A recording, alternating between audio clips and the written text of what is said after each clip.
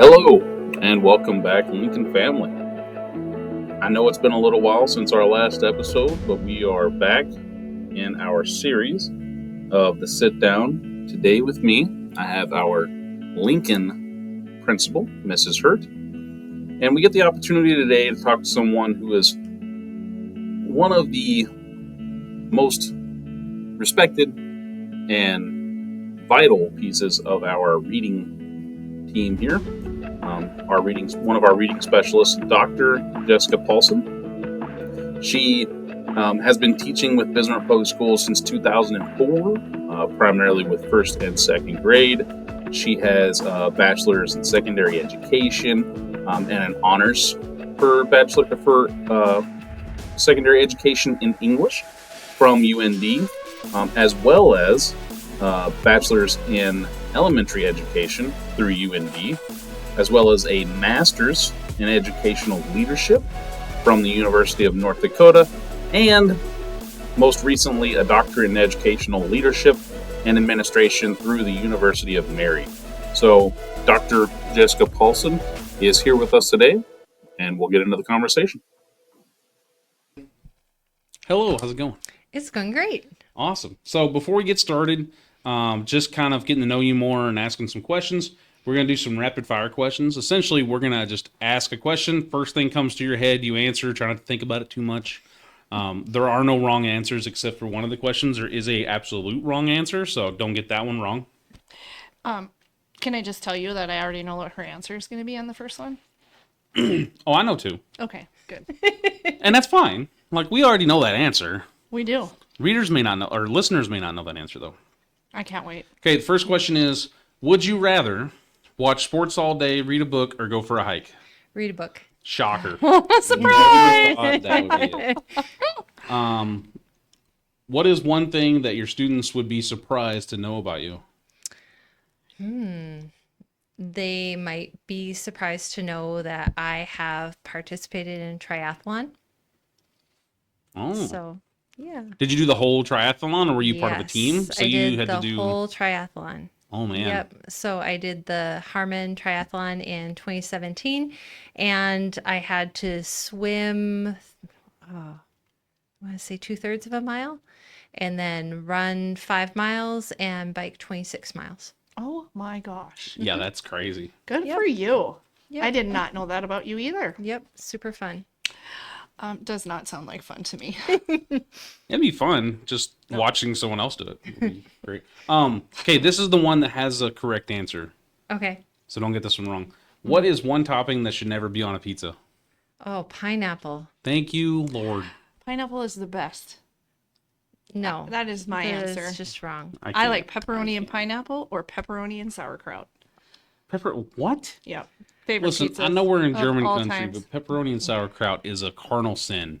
Wait till you have it. I'll No, we'll I get don't it like sometime. sauerkraut. That is not. No. Like, why? Okay. Cold or hot coffee or no coffee? Hot coffee. All day long. I like that. Sleep in or rise and shine? Oh, rise and shine. Oh I yeah, am up at 5 every day. yeah, I like that. If you won the lottery, what's the first thing you would spend your money on? The very first thing. A pond. I need a pond. A pond? Yeah. I'd your have a backyard? pond put into my backyard. Absolutely. With koi fish and stuff. Yeah, I have koi right now, but my pond is a 6 foot wide, 3 foot deep stock tank pond, or stock tank, like that Do you you have it water buried? horses. No, it is not buried. Okay. So it is above ground, and then we have plants and fish in there during the summer. And then the fish, like I tell my students, my fish are on vacation. They're in my backyard pond. And then the guppies come back to school, and the koi go into hibernation during the winter. So they'll be in the garage this year, which should be really interesting. We haven't tried to hibernate them this way. Last year we kept them in our basement in like a 40-gallon fish tank, but they got really freaked out and would keep swimming into the sides of the tank. Oh. And they were super stressed. And so we had to like cover the tank with a cloth and like it was like playing soft music and like calm everybody down. The axolotl was really entertained by the koi fish, but now he's just having to chill on his own. So The koi will be in the garage.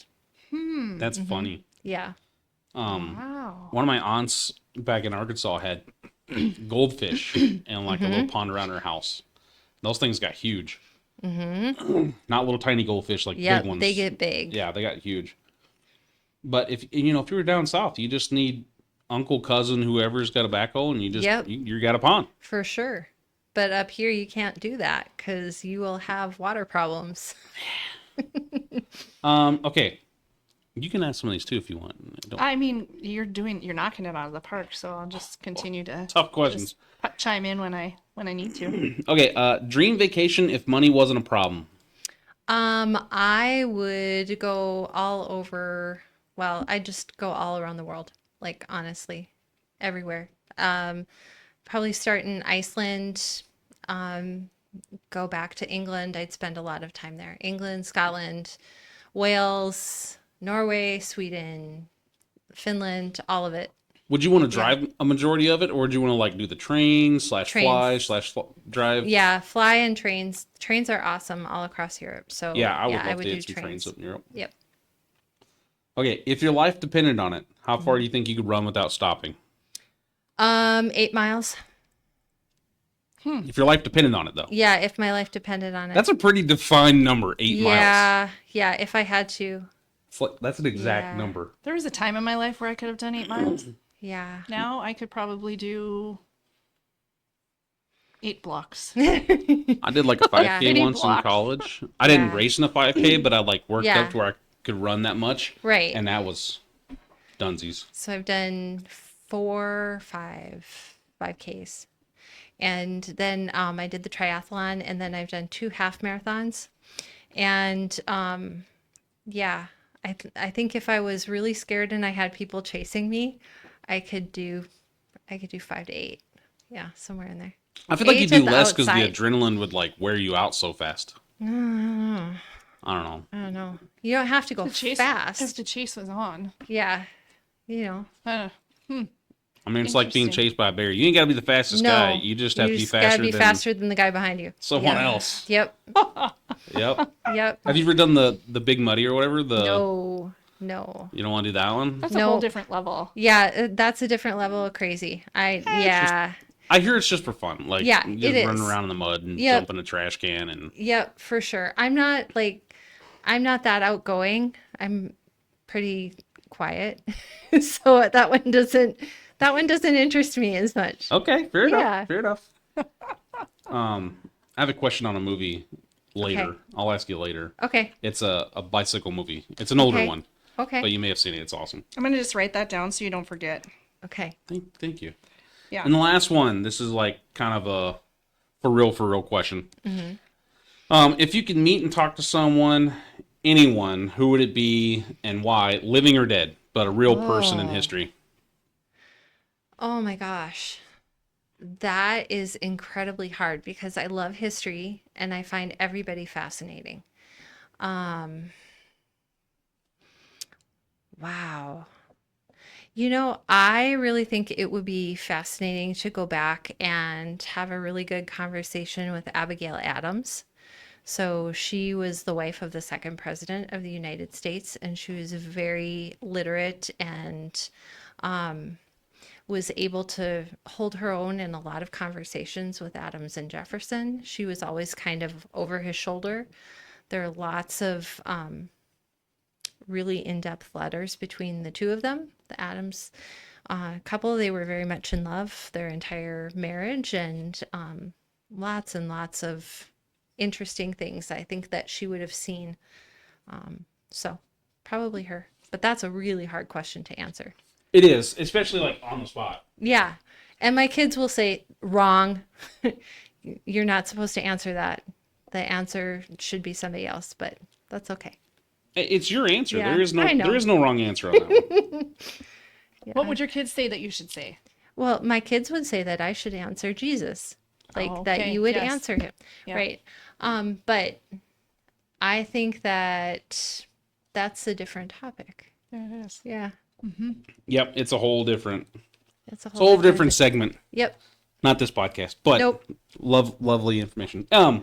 Okay, so just getting started, we're going to go through and kind of just ask some questions to get to know you more. Okay. And then, like, you as part of the Lincoln family, what Mm-hmm. brought you here, where you see yourself in the future, those kinds of things, just to get to know you more. It's called the sit down, Yeah. just to have a general conversation about how things are. Sure. So, first of all, kind of like maybe not from like early childhood, but like what kind of brought you into this realm of teaching and being the education like circuit, so to speak.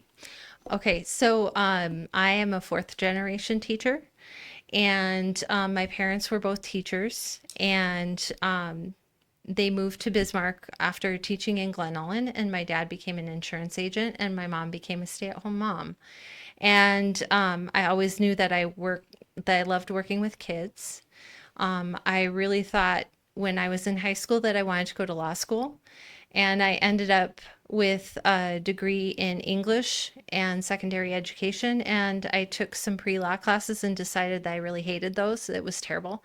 And so, but I still really loved English. And so I did my student teaching at Bismarck High with Jane Pohl. And then I finished that and I decided I really hated big kids. They really were not my thing. Like I like big kids now and I have a couple of my own, but I I decided that that wasn't the age that I wanted to be at. So I went back to college and I got my elementary ed degree. And then I started my teaching career in Arizona. And I spent most of my time in Bismarck growing up. I went to Miller as a kid. And then after I taught in Arizona for 3 years, I came back and I worked at Miller. And the fun part about that was that I got to teach with some of my own teachers, which was really special. So that was amazing. And I was there for 15 years, and my kids went there, and we still live very close to the school. And then, Hey, can I interrupt you? yeah, for sure. My son and Dr. Paulson's son went to school together. Yes, they Played did. baseball together as kids, and Yep. yeah, my kids went to Miller as well. Yep. It's super fun. It's a great school, and it's kind of tucked back in the heart of a residential neighborhood, and it's a hidden gem. So, and I still have a lot of friends there, so that's fun. And then I had the opportunity to make a change. After 15 years, I was kind of feeling like I needed another challenge, and so I moved up to Liberty, and I taught there for 4 years, and then I came out here. So after that, And we are so thankful that you're here. Yes. yeah, Very excited, very impressed with the work that you're doing with our striving readers. yeah, I love them so much. They're just fantastic. So Awesome. yeah, Well, okay, I kind of want to unpack some of the stuff that you said. Go ahead. Your mother-in-law was a teacher as well. yes, Yeah. yep, yep. She taught in Bismarck, and so my husband's great aunt never married, and she was a teacher in Bismarck Public Schools for 39 years, 38, 39 years, and wrote one of the first curriculums for North Dakota Studies that was used for Bismarck Public Schools. Yeah. So she taught in a school that no longer exists, but we have pictures of her and her class of like 43 like second and third graders. And then so yeah, she's a card. And so we talked about teaching from the time that I married my husband on up, I guess. Can I ask, Yeah. Dr. Herman? No, her name is Margaret Johnson. Okay. Okay. Yeah. And she taught at Wachter Elementary when it was a huge old school built in like the early 1900s on so if you're driving up Ninth and you kind of come up that hill, the top of that hill where there's a retirement community now, that's where Wachter Elementary used to be. Really? Yeah. I did not know Yep. that.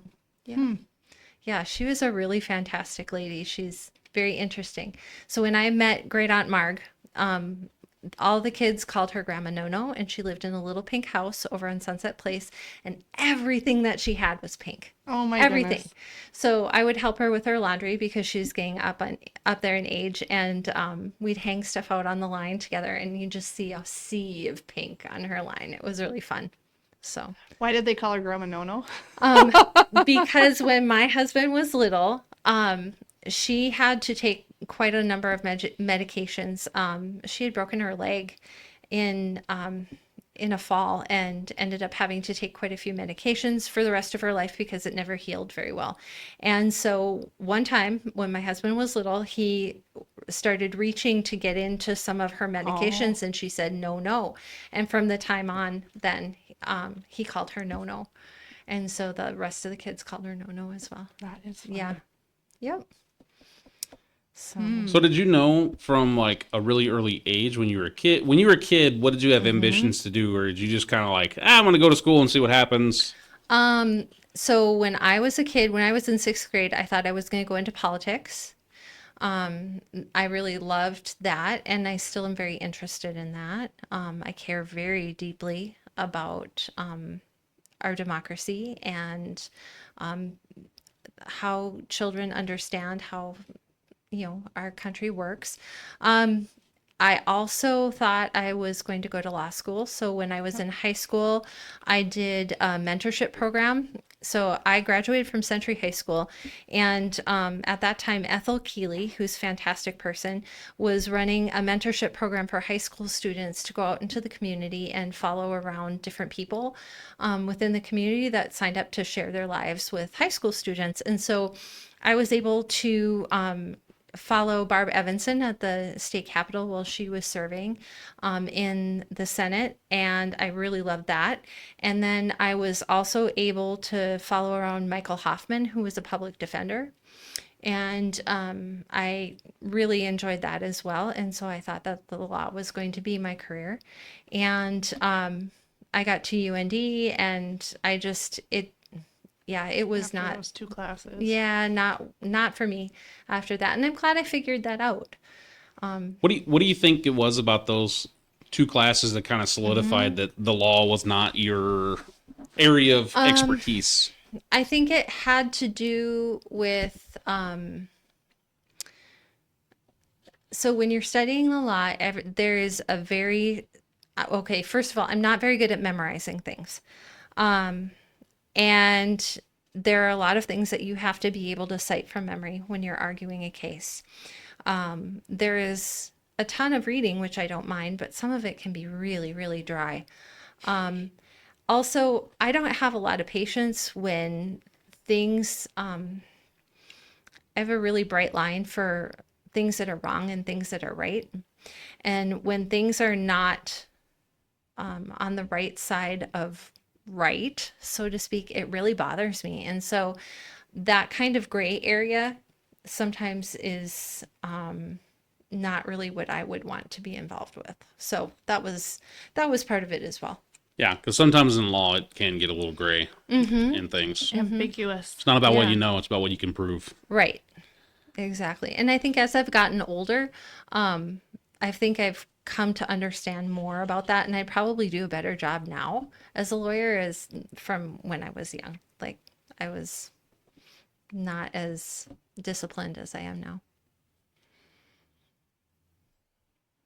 Do you think that, like, with the passion that you have for politics, would you ever have a second career?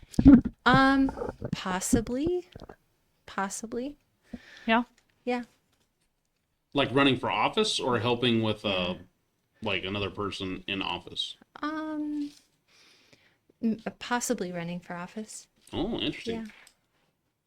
Yeah. Interesting. Which, like, if you could pick just locally, what do you think would be the office seat that would be best suited for you? I like to work with teams. So, sitting on a board of some kind would be really rewarding work. I like that a lot. I like thinking through and problem solving things. So that is good. And I understand, like the weeds of what happens when you have a lot of regulations and not a lot of wiggle room for what happens. So that's real. And sometimes there are things that we'd like to change and we can't. So Not I as- can totally see you doing that. I mean, sure, yeah. I want you to totally stay here and keep doing the really good work that you're doing here, but I can see you. Yeah. I can completely see you doing that. yeah. Mm-hmm. No, when you say that, just knowing your history with like gardening and everything you do, I think it'd be interesting. Not necessarily politics, but like Parks and Rec board. It'd be interesting to see on something like that because For sure. it's definitely something I think you would enjoy. Is it's totally outdoor Yeah. related and Absolutely. getting people active and involved, and there's a lot of community gardens and Right. stuff everywhere.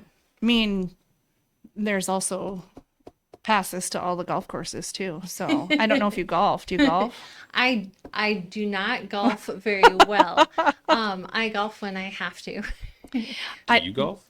I do. It's a love-hate game for me. Yeah. So I'm not very good at it as Yeah. well. But I do enjoy Right. doing it occasionally, right? So anyway, I have a friend who was on the park board and golf passes, and Well, you can pretty much do my whatever husband you would want. love that because he loves to golf. I wouldn't say I love golf, Yeah. but yeah, Yeah. I will go. I think it- it's nice to be outside. Yes. Yeah. Yep. Yeah, and there's some there's a couple people that I worked with at Sibley that one of them is a teacher. She teaches at Horizon, I think. And then the other one, I think she's retired, but like the one who's retired, she loves maintaining the gardens and the flowers and stuff that are there. So like she works the office for people that are checking in and stuff for camping, but like she's hardcore on her flowers. Yep. That would be a cool retirement job. Yeah, I mean, it's just summer too. It's not like a big commitment, and she's, you work kind of like whatever hours. So Yeah. they work a lot of afternoon, evening hours Yeah. because the office is open until like 8 o'clock or something like that. So Yeah. they get there like noonish, noon to Nice. 7 or noon to 8 or whatever. Yeah, it's interesting. Nice. Okay, so at an early age, you wanted to be a politician. Mm-hmm. Like potentially running an office would be great. Was there ever a thought that like you could potentially do something else besides be in education, like sports related, or not necessarily sports related, but maybe like wanted to write books? I know you really like reading books I and do. and Oh, I everything, can totally see you doing that too. Still. being an author. And, I could, there are a lot of things that I'm interested in. I think I'm really curious about a lot of different things, and that can be a blessing and a curse, because my to-do list just seems to keep getting longer and longer. I really, I could see myself doing a lot of different things still. okay, so you said you had your bachelor's in English. Yep. I have bachelor's in English and secondary ed endorsement.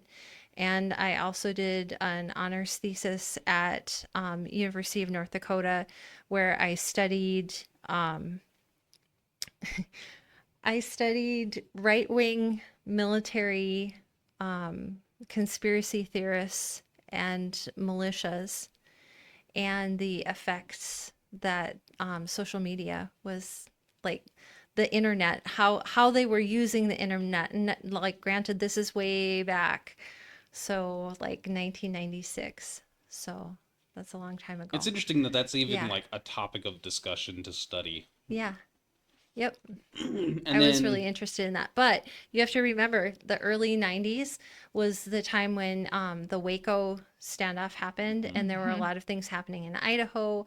One of my earliest memories actually is when I was 5, I remember being in the kitchen with my mom making cookies in the evening, and we had a little black and white TV in there, and the TV announcements interrupted the program that was on because it was an update about Gordon Call and Medina.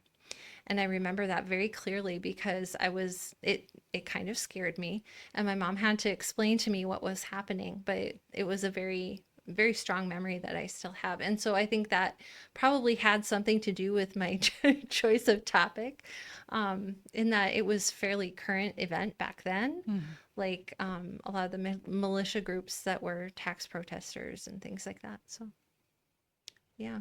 So I did that, and then I went back to school, and I have my bachelor's degree in elementary ed from the University of North Dakota. I lived there again for another 3 years. And then got my first teaching job in Bullhead City, Arizona. So Bullhead How long City. did you live there? I lived in Bullhead for 3 years, long enough to be on an emergency license. And I was there for 9/11, and I was teaching during that time. And we live fairly close to Hoover Dam. So when we were talking about evacuation and safety procedures, we were really thinking about evacuating to higher ground. Because our students had to make it across the Desert Wash. And that was 800 students K through 2 in my first school. Wow. Yeah. So our fire drills were 5 minutes. Pretty awesome. That is awesome. Yeah. Yeah. We're pretty proud of that. So 800 K through 2, Yep. 5 minutes. Yep. Out the door. Impressive. Yep. So, go ahead. Well, I was just going to say, I was teaching as well, but in my hometown of Wilton yeah. when 9/11 happened. Yeah. And I came to work, and I actually shared a classroom with a teacher who's she didn't speak very loud, and often it was very hard to hear her. And I know now what she was saying to me, but I couldn't make out what she was saying to me in that morning. And so I did, what any normal sane person would do, is I chuckled and said, "Oh, nice." And here she was telling me that the Twin Towers had gone down. And then I walked across to go to the staff room. And our librarian had the television on. It was the TV that was on top of the wheelie cart, right? Yep, that's exactly what we And had. I'm like, "Oh my gosh, Sheila, what is going on?" And she's like, "Oh, you can't even believe it." And then I had to go back and tell my roommate, I'm like, "I did not know what you were saying. I'm so sorry. I'm sure you think I'm an idiot." So anyway, that's my memory of that situation. So yeah. Oh my gosh. I was not teaching at that time. You were in grade school. No, I was not in grade school. I was in high school. I was going from football practice. We had football practice first period to the school, and I remember hearing it on the radio driving to the school from our field house. Isn't it interesting how like when you get that those major events like Princess Diana, I remember exactly where I was, and I stayed up all night watching the coverage of that. I've had just a fascination about the royal family for many, many years, which is bizarre also. But even like I always came home for lunch. And when the space shuttle blew up, and the coverage that was on, and I remember sitting at our dining room table having that conversation with my dad. Like, how could this happen? Like, oh my gosh. And just being shocked and stunned. And now, like, it's not like you hear things on the news. It is immediate pop up in your face on Facebook and it really is with social media. And kids are numb to it. Like it don't even faze them. They're just, whatever. I think too. I think if they're of a certain age, like I think we've had some really good conversations around our table about that kind of thing, about historic events that mark time for us. I think they just process it a little bit differently. Yeah. Well, and I think too with kids, when you're not in it, like out of sight, out of mind, right? Right. Like we know that there's a war going on, yet we can't see it. We can't. Right. It's not tangible to us here. So then, is it real? Right. So I think that's. And I got to imagine, like you said, you're really interested in politics. The politics around 9/11, whenever that happened, like, were you kind of really digging in at that time, or were you kind of? I was trying to keep my head above water because I had a 2-year-old, and I was teaching, and not in like, I was in my early years of teaching when you're still just trying to figure everything out and learn your curriculum and learn your students. And I was trying to learn a little bit of Spanish as well because I was teaching in Arizona. And yeah, so I think it's always on my mind, a lot of that kind of stuff. But I don't know if the the Twin Towers just itself catalyzed anything for me, really. Okay. Yeah. Fair enough. The only thing I remember about politics as a kid, um, I think it was early high school, something like that, and there was an election happening, and I think Bill Clinton got elected around this time, for one of the terms. And I remember we had to do in school, we had to go and like work at an election booth and like sit in and give people ballots and do stuff like that. And I remember I'm voting for Ralph Nader. Green Party all the way. I didn't know who Ralph Nader was, but I didn't want to get like, mixed up in all the other stuff. I didn't care, so I was like, Ralph Nader, here we come. Was that part of like a civics class that you had to do that? Mm-hmm. Yeah, something like that. It's interesting. I think that's a fabulous idea. I've brought all of my kids. Well, I've brought my two oldest. My youngest is still in middle school, so he's not quite ready. But before they are ready to vote, I bring them with me so that they can go through the process right with me. And they see our neighbors that work the voting booths every time, and we visit. Sometimes, like when I go to vote, it's one of the times where I get to see a couple of people that I don't see very often. So it's like a family reunion, right? Like you walk in and you're like, oh my gosh, how are your kids? What's going on? You know? Who'd you vote for? No, I'm Yeah. just kidding. You can't ask that. No, Wouldn't ask that anyway. Just no. being goofy. Yeah. Okay, so you have a bachelor's in elementary ed Yep. and a bachelor's in secondary. Yep. What? I mean, anymore, people don't necessarily get a bachelor's in two different degrees. It's Yeah, no. just essentially take the praxis or certify in another area Yeah. as opposed to. She told you she likes to read books. I know, but going back to college for Yeah. a whole nother bachelor's is. That really, at that time, it wasn't really an option. The way that kids can get into college and get credits for college and like maneuver college is so much different than the way it was when I was in school. Because like back then, it was a paper catalog of finding the classes that you want and then writing down the class schedule that you want and then putting in alternates, because if this class was full for this, and this, then that might have a domino effect on all of your other things. And then it was standing in line at the crack of dawn at Twomley Hall to make sure that you got registered for the classes that you wanted. And like computers didn't exist the first time I went to college. So like they were for word processing, and like I had one of the first email accounts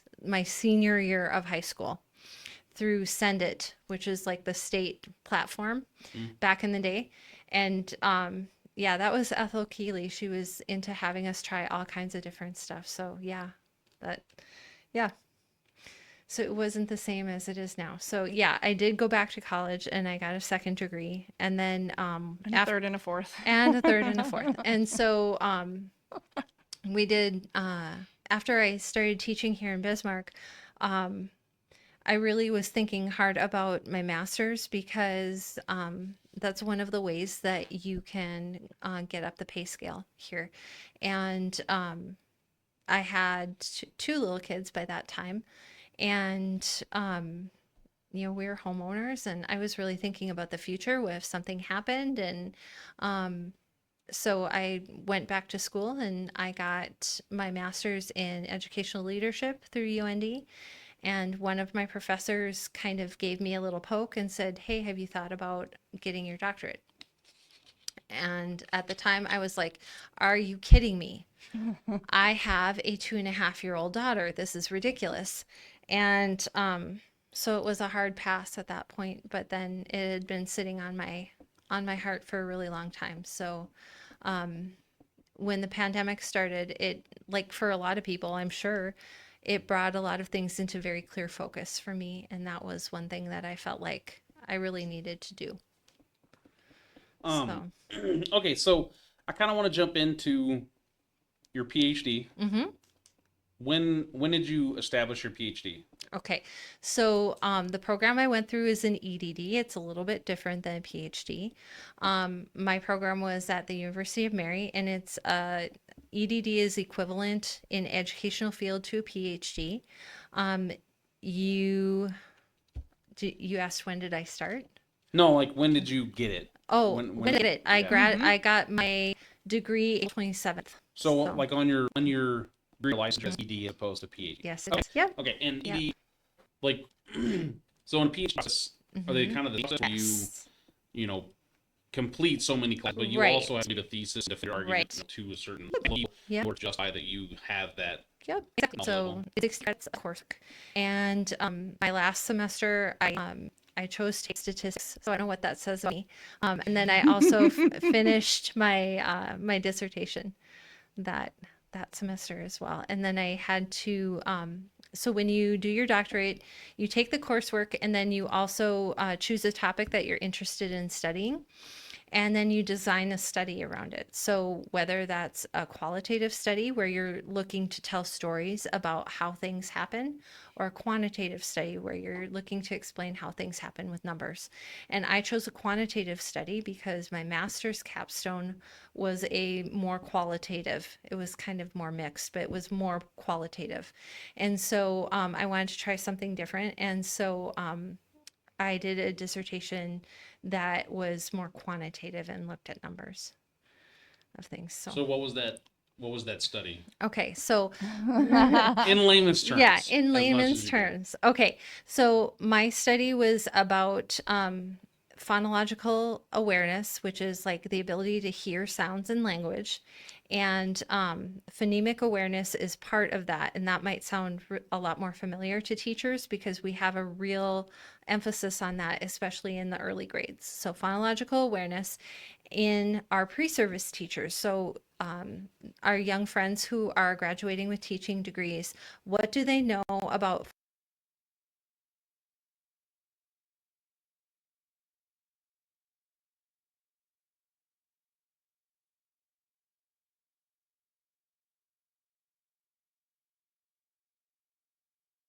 phonological awareness and phonics was one of my questions.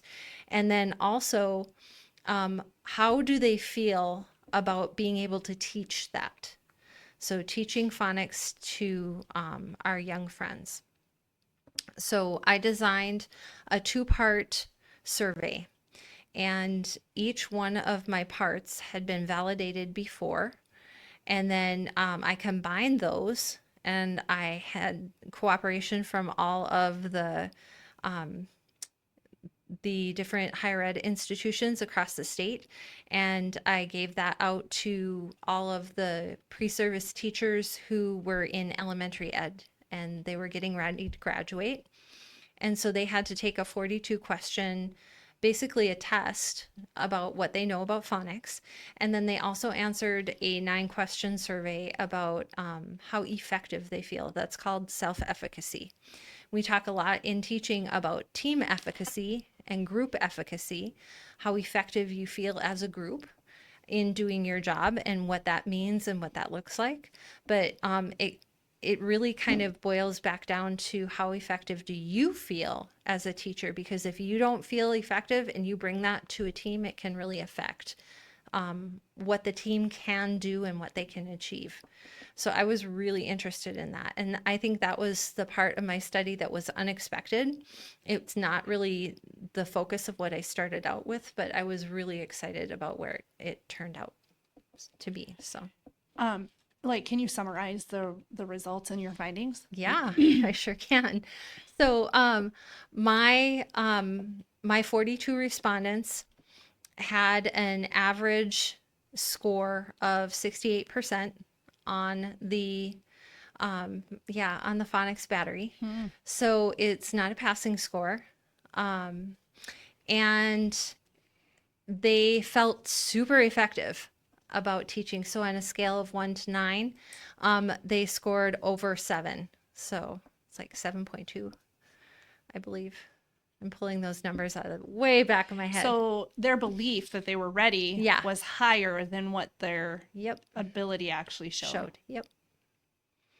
Do you find that, don't you think that like you don't know what you don't know, Exactly. right?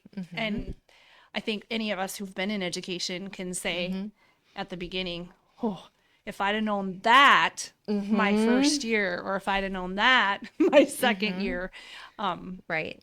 So okay, I'm excited about this, but Yeah. what, where do we go from here based on your results? Right. So, one of the things that that I'm really excited about is talking with people at the higher ed level, and there's been a real movement across the state of North Dakota, and it's come really fast. I think one of the benefits that we have of being like it's one small town with a really giant main street, right? Like North Dakota, it's you within spitting distance of somebody that you're related to, right? So you can get a lot of things done very quickly because the levels of bureaucracy are not as thick as they may be in other places. So there's been a lot of movement towards training teachers in the science of reading, how kids actually learn how to read from a neurological perspective. And that has come really quickly, and that's a really wonderful thing. Our higher ed institutions are embracing that as well, and they are helping and encouraging their staff to learn more and to know that it's okay if the way that you taught before is not the same way, but that you're open to being curious and learning more about how we know that kids learn now, because things change and we can actually see in classrooms now. We know how they're weird and how that works and how it's supposed to work, and then what to do when it's not working correctly. So pretty exciting, I think. Very exciting. Curious to know doing your test. There's one question on the battery that is very difficult to have per get it out of the 42. Really? Yeah. I can't imagine, like, in my first years of teaching, ever feeling like super confident that what I was teaching was beneficial. Like, I had lessons that I felt went really well, but I never was like, yeah, they're gonna remember this forever, sort of situation. And I remember seeing kids like the next year and asking questions, they're like, I don't remember. Yeah. Well, I think you have hope, right? Right. You have hope, and I've got this. Right. But I can't imagine Confidence. marking a 7 in my self-efficacy. Like, I feel strong in my teaching ability. I don't know if I would have marked myself a 7 either, but I think one of the really interesting parts about it is that there's a little bit of a split in between what is expected to be taught at like grades 3 through 5 versus what we teach in kindergarten, first and second. So I spent 22 years in first grade, and it is a real blessing because you get to the point where you're like, I can do this better. I can do this better. And I could do that every year for 22 years. And I got really intimately familiar with our standards and the expectations, and you start to see patterns in kids' behaviors. When we're in first grade and kindergarten, we're actually teaching the process of reading. We are wiring brains. Whereas we, in third through fifth, we're using that reading ability to teach kids how to teach themselves, how to learn, right? They read to learn.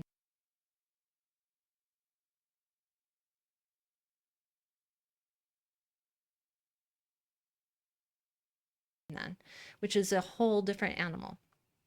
So it was a real joy this summer to be able to teach fifth grade math in Camp Adventure, because it was a flip for me in getting to teach that side of things where you're having kids read things to learn them and helping them understand information through frameworks, and having real conversations with them where I'm used to dealing with littles and reminding them that after Christmas, Mrs. Paulson does not tie your shoes, right? Like it's a whole different spin, and it was super fascinating. So After Christmas, Mrs. Paulson does not tie her shoes. No, tie Tie your their shoes. Oh, tie your Yeah. yeah. Yeah. Okay, that makes more sense. Yep, because I need them to practice. Right.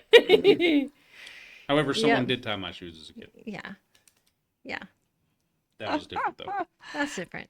Okay, I think we could keep going, honestly, but I think we'll kind of wrap it up here. Okay. If you're open, we could always do another segment and talk more about, For sure. like, there's all kinds of things here we could talk about. I think.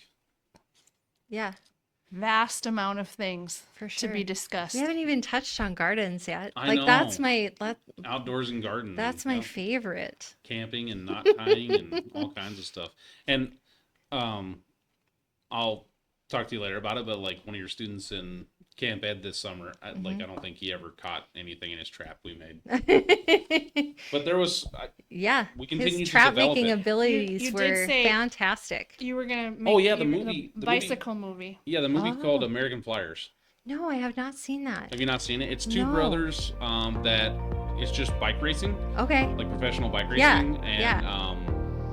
I'm not gonna ruin the story, but like Okay. they get in like this super big race Okay. and like, I will have to you look would one like up. it. You Yeah. would like it. Yeah, I like to, if during the summer I spend a lot of time outside. I'm in my garden a lot, but I do like trips of the when I can because it is extremely exciting, and you are always sitting there on the edge of your seat, waiting and crash at any moment, and it's like, holy cow, they're going so fast, and yeah, so it's really exciting to watch. I like that one. If you like watching that, then you'll like that movie because Yeah. it's right in that realm of stuff. Love it. American Flyers. Yeah, Yeah. like you, Oh, okay, Yeah. that's awesome. Yeah, you'll, for you'll sure. recognize the accent and be like, man. yeah, for sure.